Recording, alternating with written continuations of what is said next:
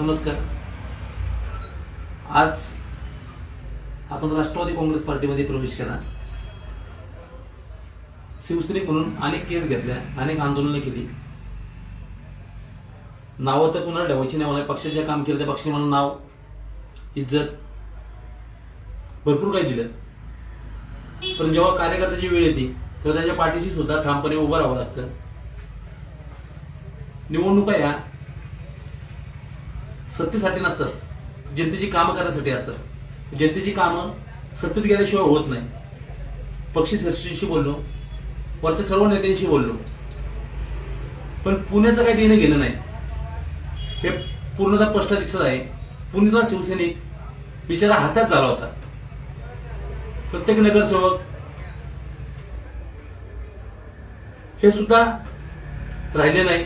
10च्या 10 नगरसेवक गेले तरी पुण्याकडे पाहण्यासाठी वेळ नव्हता. अनेकांच्या खंत होत्या की करायचं काय, पण कुठंतरी विकास हा केला गेला पाहिजे.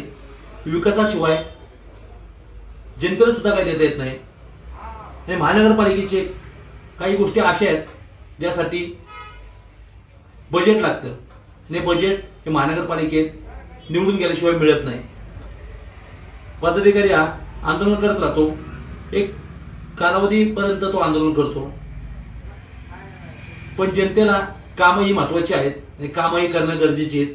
त्यामुळं पुण्यात विकासाला गती ही अजित पवार यांची रणनीती हीच होऊ शकते हे आम्ही विचारात घेतलं. सर्वांशी चर्चा केली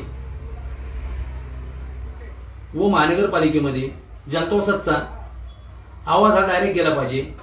जनतोसाच्या ज्या समस्या राहिलेल्या आहेत ते काही समस्या शिवाजी गजरे पाटील यांच्या मार्फत सोडवण्यात आल्या. आता काही आम्ही दोघं एकत्र मिळून सोडवू. कारण जनतोसाची जनता ही प्रत्येकाच्या पाठीशी उभी राहते आणि पाठीशी उभी राहून पाठबळ देऊन सगळी कामं होतील. पूर्वीचे जे आमचे नगरसेवक होते दीपकदादा गावडे यांनी सुद्धा छान कामं केली. त्यांच्या प्रेरणेतून आम्ही लहानपणापासून पुढं कामच करत आलो.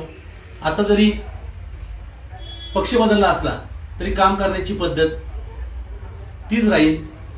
उलट नाव्याने जोमाने काम करायला एक संधी मिळेल. राष्ट्रवादी काँग्रेस पार्टीकडून काम विचार हे विकासाचे आहेत. एवढं सांगतो माझ्या जनतासमधील सर्व माझ्या युवकांना, माता भगिनींना आणि बंधू भावांना, मी विकासासाठी